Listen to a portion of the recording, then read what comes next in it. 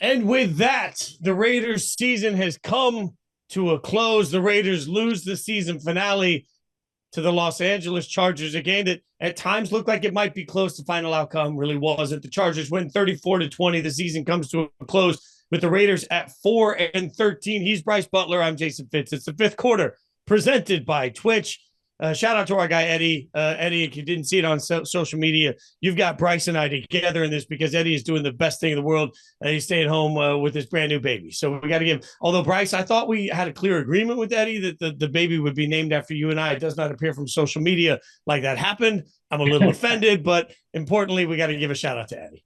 Big shout out to my dog EP. He brought in his second child into the world while Oregon Ducks got blasted into smithereens over the weekend. So I'm sure it was a little bit of a balancing act for him this weekend, but he had his second child. So shout out to you guys for having that baby.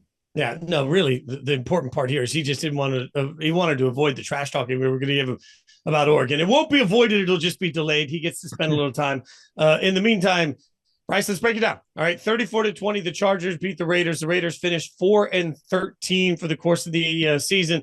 Obviously, not the season anyone wanted or hoped for. As we take this right now, your first impressions. This was a game I don't know how much we could take away from, but you, as a former player, when you're watching Week 18, what's rolling through your mind, man?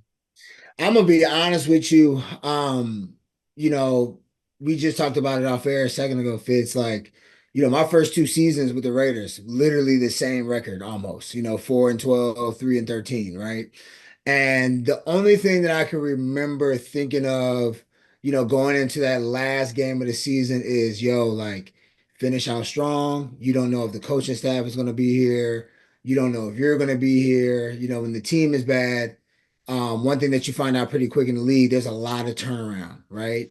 And that is always one of those things that you don't really know what's going to happen. It doesn't matter who you are on the roster. You're like, hey, I could not be here next year, right? So it almost feels like a preseason game again, where it's like there's some people that like don't want to be out there, and then there's other people that like are thinking about the future, and it's like, hey, like I need to put out some good stuff on tape so that hey, if I am part of the shuffle that happens in the off season, another team picks me up because I was still playing hard throughout the course of the season. And obviously it's not something that week 12 through 16, you're trying to play, you're not really playing because the team sinks, and then week 18, you're just trying to turn it on. Hopefully it's something that you've been doing all season.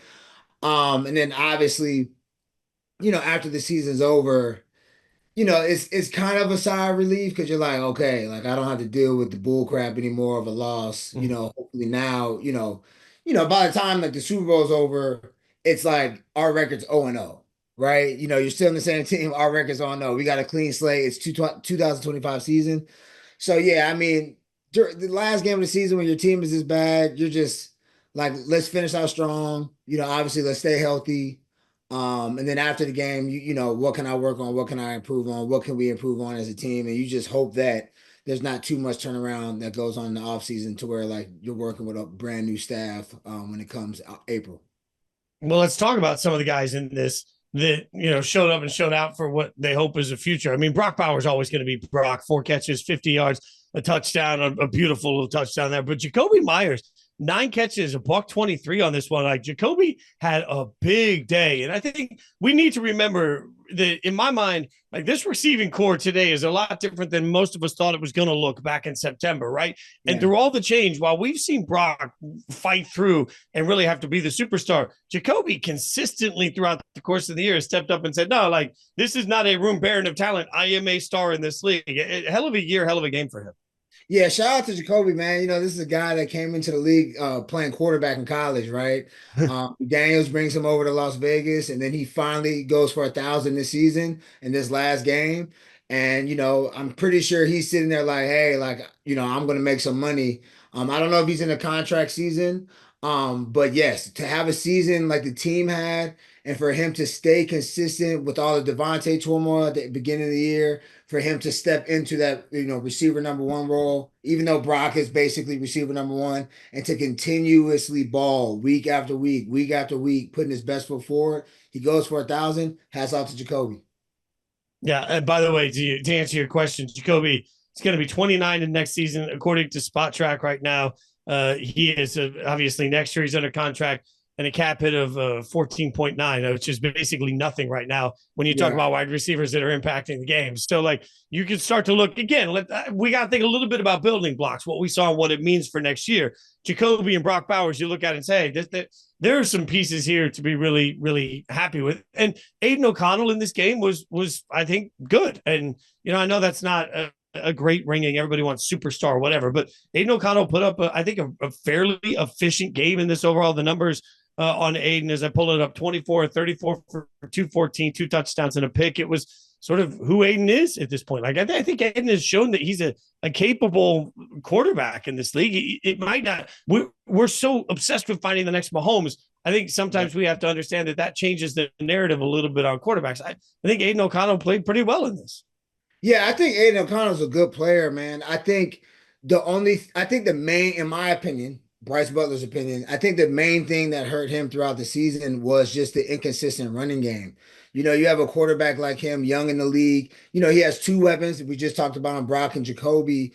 If you give him a solid running game that the team can rely on, that makes his job easier and easier. And we already know that he has the talent to make all the throws possible. And now, I mean, next year, if we're building around Aiden, we just need to protect him, give him a running game, and he'll be able to have time to throw the ball to his receivers, and we'll be able to see him compete in this very tough division with great quarterback play.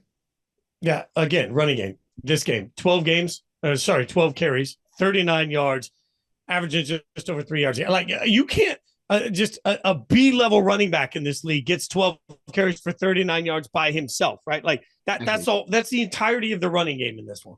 Right? Yeah. I mean, I'm sure you and Eddie were talking about it a lot. Me and Eddie talk about it every week. It's like, what is up with the running game? Last week Amir goes for 100. I know he was out today with a foot injury, but it's like, why are we abandoning the running game? Now, when Norv took over, when Turner took over in the middle of the season, doing offensive coordinator, his role, everything increased, but it still just felt like there was a lack in trust in the running game. And I hope that is something that they, try to address in the offseason, because if we run the football, if you can pound the football, you can do whatever you need to do. And offenses need that, especially when you have a really good defense that can hold it down when the offense is on the sideline. Yeah, but I mean, there's layers to this, right? Like, fixing the running game is just something that, like, there's multiple levels to this. We're going to have to figure out. The offensive line went through a lot this year, and the offensive line was asked. I think asking two young guys, we're going to look back at this year for a long time, asking two rookies to come in, 2/5 of your offensive line, rookies in this league, and then just expecting that offensive line to be able to maintain. While particularly JPJ is asked to go from position to position. Like, I just felt like he was bouncing around everywhere. Like, I mean, fixing the running game, in part, I get everybody's going to sit here and say, well, go get a superstar running back. Okay, fine. Like, that's one part of this. But they've got to figure out as an offensive line where it went wrong this year on trying to get a better running game established. Yeah, I mean, when it comes to the running game, it's not really about the running back. Running backs are just like us receivers. We're a dime a dozen. There's somebody that can get between the gaps if you give them to them. So, yeah, man, we got to find a very good five that can stay there and stay in their spots all year. I like to call the offensive line, they're just like a family, right? When the family is a good, tight group, they can do whatever they need to do. And I've been on teams in the league where, those five guys have been there for year after year after year, not missing too many games due to injuries. And, you can kind of do whatever you want. And obviously, what you just explained, Fitz, we did not have that this year. And hopefully they can just continue to add building blocks to the offensive line so we can be better up front.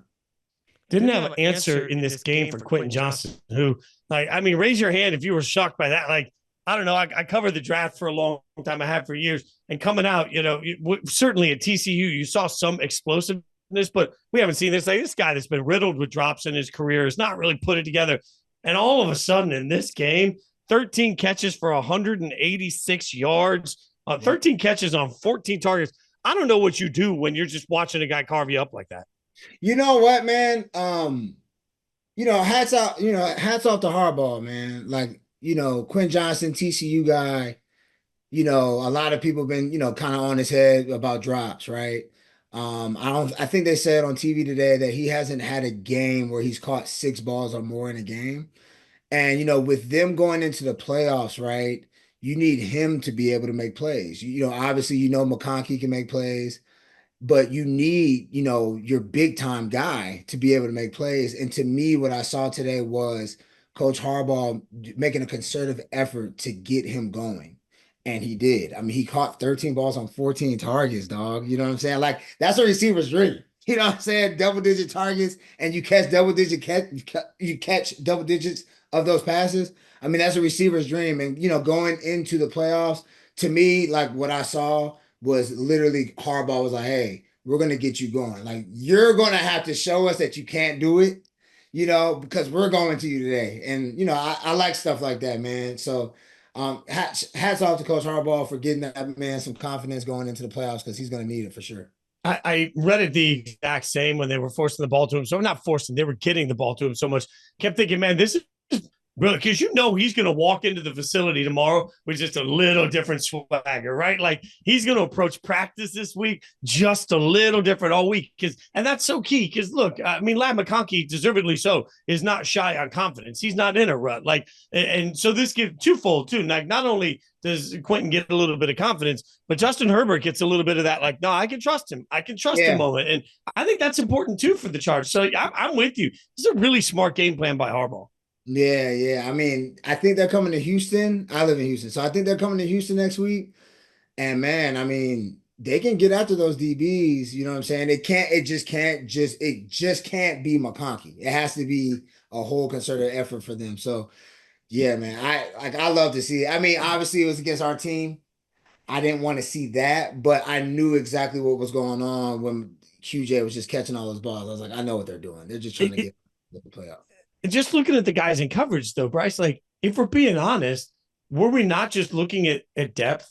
I just think the lack of depth is something you don't fix in one offseason. And if you look at the Raiders moving forward, like, part of what has to happen here is you're going to acquire more players that are going to come in. You're going to keep trying to build sort of the foundation here. But I'm looking at guys they're being asked to cover Johnson, and I'm thinking, my God, like, this was never part of the Raiders game. If you go back to September and how this defense was supposed to look, so few of the guys that were on the field were actually guys that we thought we'd be counting on. I mean, I just think we have to acknowledge, in part of this as well. I'll give Adam Butler his flowers all day. Continues to play really hard football. Adam Butler on the defensive line gets a sack yet again. He's played really well. But I just watched this whole thing thinking there's no way that the organization could have predicted or prepared for the amount of chaos they've seen on the defensive side of the ball. Yeah, that's part of the league though, man. It's, obviously it's unfortunate when you have to deal with things like that, that you don't really account for. But, it's a next man up league.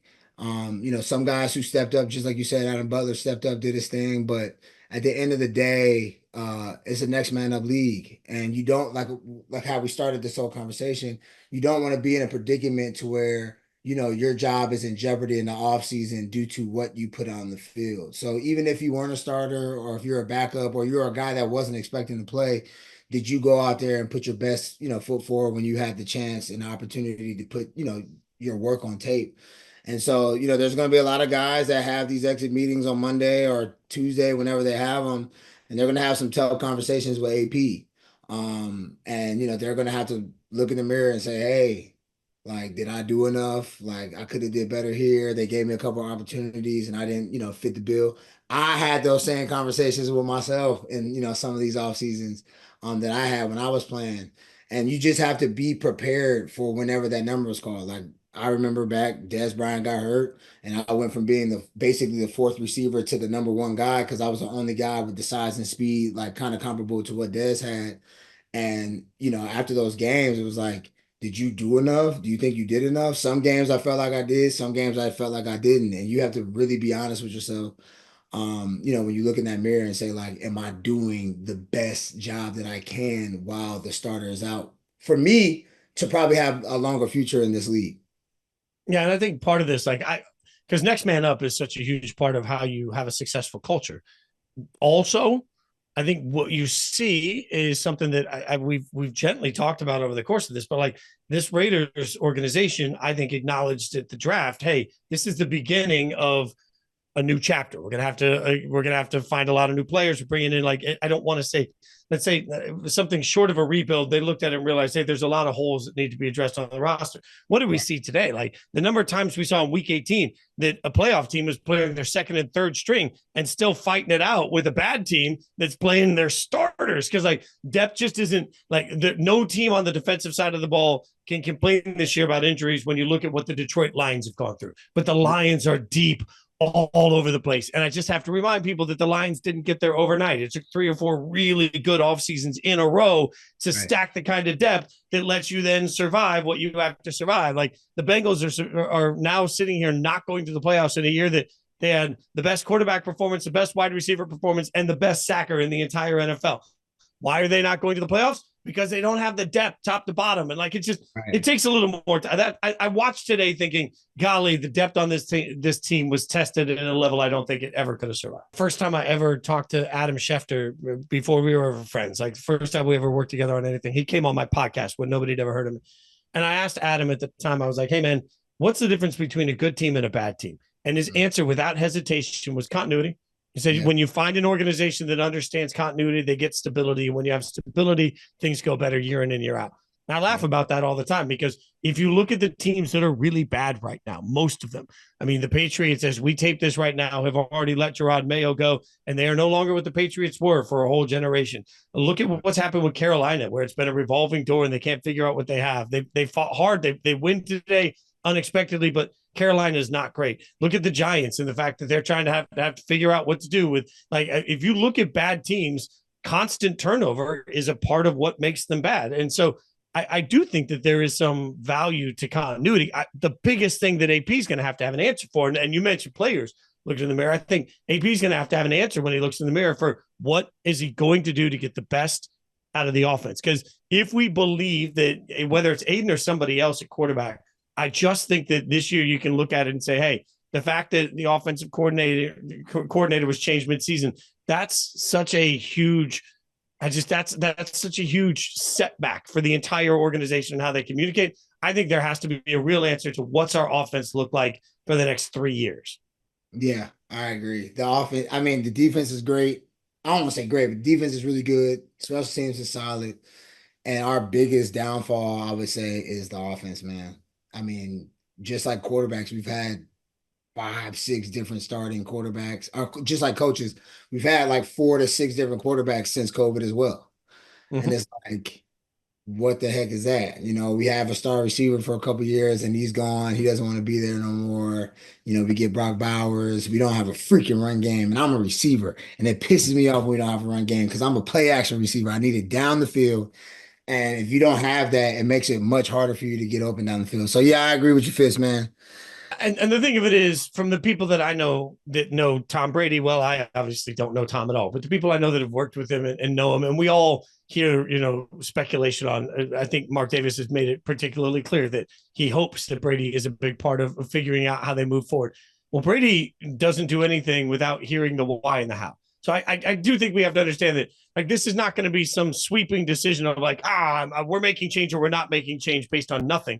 There's going to be real conversations about why did this happen? How did it go this way? And how did we get there? And to that point, man, the one thing I would say about this offseason is whatever the answer is at quarterback, whether it's Aiden or someone else, I think the most important thing you have to do as an organization is make sure that every single person in that building, the janitor, the people that help with maintenance, the people that help set up the video, they all got to speak that quarterback's language. Because, like, I do believe when you look at what's been really successful, Josh Allen, Patrick Mahomes, Jaden Daniels, even, it's been about not just a quarterback, but it's about a quarterback and a coach working together in a way that helps develop. Like Cliff Kingsbury, not asking Jaden Daniels to be Superman week 1, but every week giving him more and more of the offense, making him really comfortable. I think that's a big part of why Jaden Daniels outdeveloped Caleb Williams, because they didn't do that well in Chicago. And then look at like Mahomes sitting for a year and learning for Alex Smith and having one of the best offensive minds ever to learn from. Look at Josh Allen needing 3 years of work, and the Bills saying, hey, we're not going to listen to y'all. We don't care what you think of our quarterback. We're going to, like, I think that's the biggest thing this offseason is, like, it's not just what's our offense going to look like. It's who's coming in that's a quarterback whisperer that will absolutely, like, we will attach to the hip of our quarterback and make sure the whole organization speaks that language. Yeah, I definitely agree, man. Like being on different teams with those, seeing those relationships and seeing the teams that didn't have those relationships and the differences or the dichotomy in those teams and the success patterns. Yeah, I totally agree. I mean, the same with Jordan Love, right? You know, he sits up there behind A-Rods for so many years. And I remember talking to some guys on the team when he first got there, they're like, nah, nah, nah, nah. And now he's like, one of the top quarterbacks out there. So, but yeah, it's gonna be who can we get, like you said. I like to use that phrase too. Like who's gonna be the quarterback whisperer? And then on top of this too, Fitz, who can we bring in for whoever we decide and deem to be the starter quarterback and he's gonna lead our team? Who's gonna be his backup that can do the same Mm, thing? mm. Because That every great organization typically that has a big time Q, they have a big time coach that's his teammate and the backup quarterback. So, and we didn't have that. You know what I'm saying? We don't have that at all. yeah. So then we need the player coach too that can really help, because Aiden's young too. So let's say it's Aiden that can really come in and really aid Aiden as he goes throughout the season. You know what I'm saying? Yeah, yeah, like Mahomes in an interview after he started to really blow up, I'll never forget. He sat there and said, "Hey, I got to give a lot of credit to Alex Smith because Alex was the one that taught me how to structure my week and what I should be eating on different days and how to like what's the most effective way to break down film, like all these things that you." And I go back to guys that I know that when they came out of college and went to the NFL, you talk to them and be like, "Hey, how's it going?" It was such a weird adjustment because in college you move as a pack with everybody you play on the team with. In the pros, it's a bunch of grown adults that you go Yeah. to practice and then they go home to their families. They got other responsibilities to take on. So, like, I do, you make a great point that it's going to be about the entire quarterback room moving forward. And to do that, sometimes you need an Alex Smith. Like, you need somebody that has played the position at the highest possible level for long enough to be like, hey, here's what works and here's what doesn't work. And you got to acknowledge for some guys, it takes a minute. Like, it's the right communication. Like Baker Mayfield, everybody thought was a bust, and Baker Mayfield is certainly not a bust. Sam Darnold, I genuinely believe is going to get franchised this year. I do not think the Vikings are going to let him walk out the door. And by the way, I don't think the Vikings are going to trade JJ either. They're going to push No, all of no, this they stuff should back keep here. him. Right.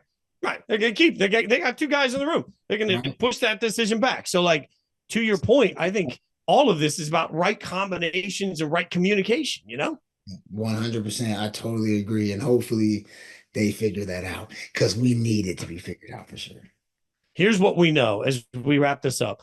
Right now, the Raiders season, as we mentioned in the beginning, finishes 4-13. Well, after the outcomes of today, with the games being final, that gives the Las Vegas Raiders the 6th pick in next year's draft. Now, not without consequences. As I said, I've covered the draft, for ESPN and now Yahoo since 2017. So I care too much about this stuff. I will remind the world that unfortunately for Raiders fans, New England they won today, which is a loss. That means the first two picks in this year's draft will be Tennessee at number 1, who people I've talked to say They are need a clearly moving on quarterback. from Will Levis, right? And the Cleveland Browns at number 2, Oh, they need who, a quarterback too. yeah. So the New York Giants pick 3rd. So if your hope They was do to need a trade, quarterback. yeah, if your hope was to trade up to the top of the draft to get one of the top 2, I'm just here to be a beacon of honesty for everybody. It's going to take a lot, and even a lot might not get if Tennessee or Cleveland truly love Shador or Cam. When I saw the draft order today, my first thought was quarterbacks going 1 and 2, and just like last year, you ain't going to be able to trade with them. Well, now that I've left everybody with less hope, I will remind everybody that if to find Eddie Pascal on social media and say congrats to Eddie.